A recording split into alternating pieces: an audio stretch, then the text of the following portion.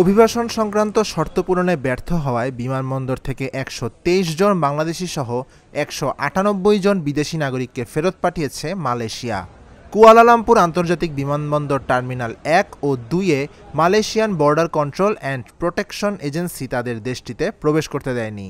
মালয়েশিয়ার সীমান্ত নিয়ন্ত্রণ ও সুরক্ষা সংস্থার মহাপরিচালক দাতুক সেরি মোহাম্মদ সুহাইল মোহাম্মদ জেইন বলেন, যাদের প্রবেশে বাধা দেওয়া হয়েছে তাদের নট টু ল্যান্ড পদ্ধতির অধীনে বহিষ্কার করা হবে।